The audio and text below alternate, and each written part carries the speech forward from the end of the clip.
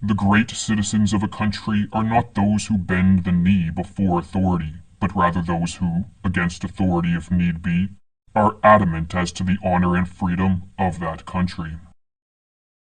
Instead of respect for reason, open dialogue, freedom of speech, and individual and property rights, political systems across the world are becoming increasingly authoritarian.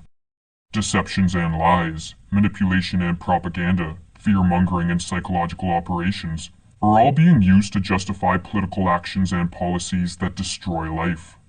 How do politicians continue to convince the public to do away with their freedoms in favor of heavy-handed government control? Why are so few people defending liberty when a world absent of it is a world of mass suffering? In this video, we are going to examine these questions.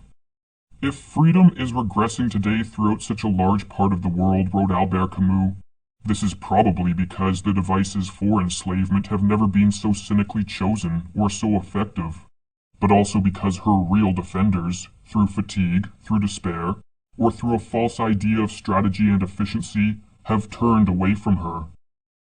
It is often said that one cannot solve a problem if one is not even cognizant of it. And herein lies one of the reasons freedom is retreating so rapidly from our world. Many people still believe themselves to be free, and as Goethe wrote, none are more hopelessly enslaved than those who falsely believe they are free. Those who believe themselves to be free disregard the fact that to be governed in the modern world is to be watched, inspected, spied upon, directed, law-driven, numbered, regulated, enrolled, indoctrinated, preached at, controlled, checked, estimated, valued, censored, and commanded by beings who have neither the right, nor the wisdom, nor the virtue to do so. Accepting our lack of freedom is a necessary step to counteract this undesirable condition. For so long as we remain in denial of the chains of servitude that are upon us, we will do nothing to cast them aside. But when we acknowledge our chains, we can begin to push back against them, and in the process, contribute to the creation of a better world. Or as Camus noted, the task of men is not to desert historical struggles, nor to serve the cruel and inhuman elements in those struggles. It is rather to remain what they are, to help man against what is oppressing him, to favor freedom against the fatalities that close in upon it. Man's greatness lies in his decision to be greater than his condition, and if his condition is unjust, he has only one way of overcoming it, which is to be just himself. But widespread ignorance as to the lack of freedom is not the only reason why freedom is retreating from the world. Rather, there is also an idea that has infected many minds, and this idea, if not defeated, could prove to be the kiss of death for freedom in our generation. This idea is promoted by most politicians, indoctrinated into the youth at school and via popular culture, and championed by the vast majority of talking heads in the mainstream media. This idea is collectivism. To understand what collectivism is, we must consider the question: does the individual exist for the sake of society, or does society exist for the sake of individuals? Those who adhere to collectivism believe that the individual exists for the sake of society, and therefore that the individual has to subordinate himself to and conduct himself for the benefit of society, and to sacrifice his selfish private interests to the common good. This collectivist mindset is foundational to communism, fascism, and socialism.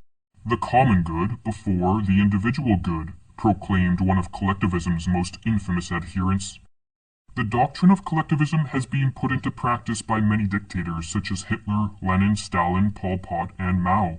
Death, destruction, and suffering on a mass scale was the end result in each case.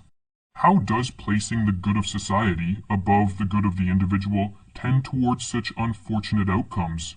Is it not a display of compassion to sacrifice our personal interests for the greater good of our society?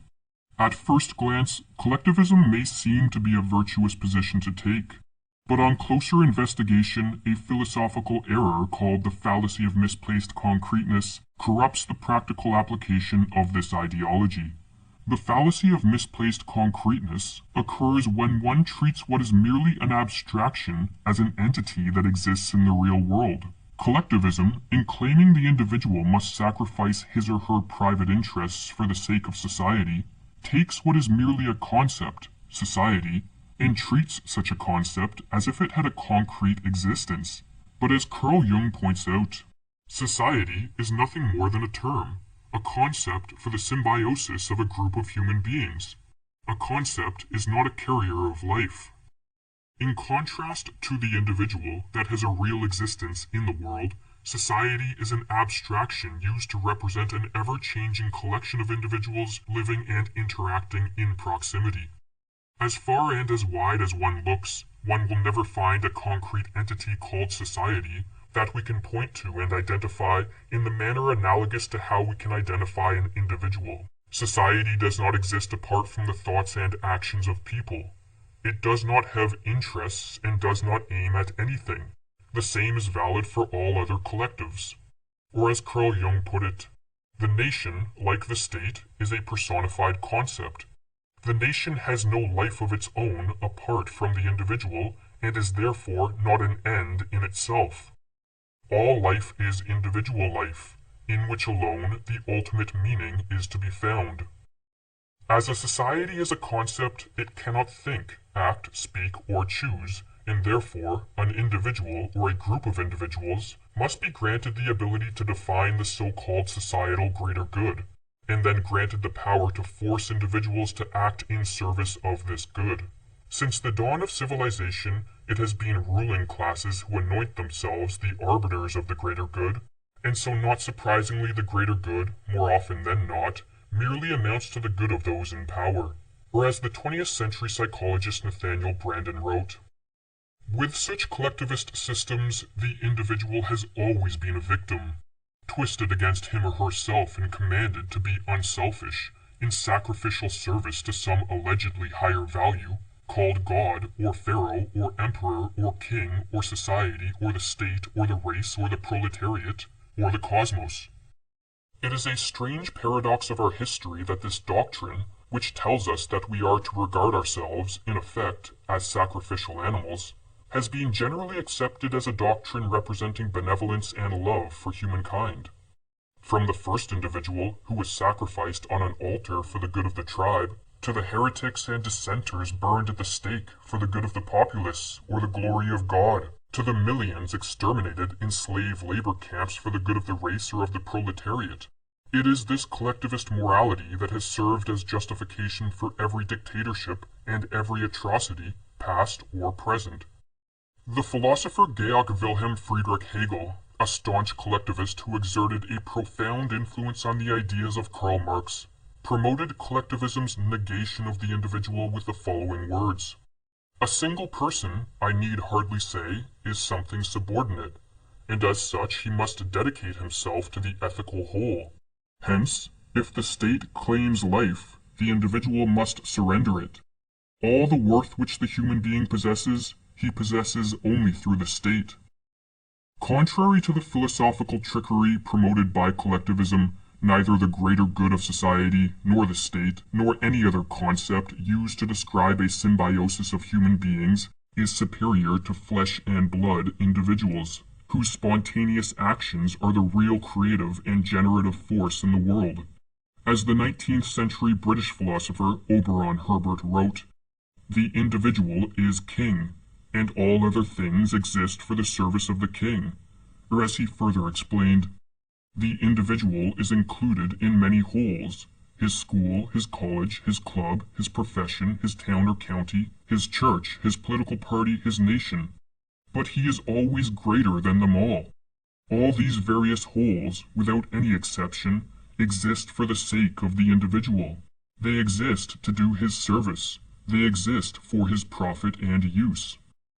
The conviction that the individual is king informed the ideas of the Enlightenment thinkers of the 17th and 18th centuries, and led to a rapid awakening to the vital connection between freedom and the individual rights of life, liberty, and property. Generally speaking, individual rights specify that the only freedom which deserves the name is that of pursuing our own good in our own way, so long as we do not attempt to deprive others of theirs or impede their efforts to obtain it. Each is the proper guardian of his own health, whether bodily or mental or spiritual. Those who support individual rights are not motivated by an insensitivity to the plight and suffering of others, but rather by the recognition that in granting each of us the freedom to pursue our own good, social cooperation, the division of labor, and a prosperous society emerge in a bottom-up manner, and thus the ability to help others also improves. For without the wealth-generating mechanism of freedom, all the good intentions in the world will not clothe, house, and feed the poor. Collectivists claim the opposite.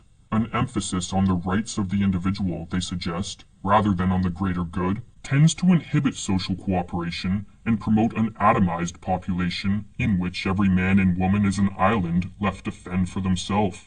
But here collectivists have it backwards. We are naturally social animals, and so the atomization of individuals only results when a government, under the guise of the greater good, is granted the power to enforce social isolation, or else to sow the seeds of fear and suspicion amongst friends and neighbors. In his classic study of 20th century collectivist political systems, the medical doctor Just Mirlu noted that, behind the Iron Curtain, the most prominent complaint in the totalitarian system was the feeling of mental isolation.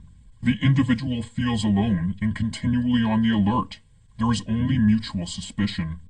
Carl Jung, who lived through the totalitarianism which swept across mid-20th century Europe, likewise observed, "The mass state has no intention of promoting mutual understanding and the relationship of man to man. It strives for atomization, for the psychic isolation of the individual.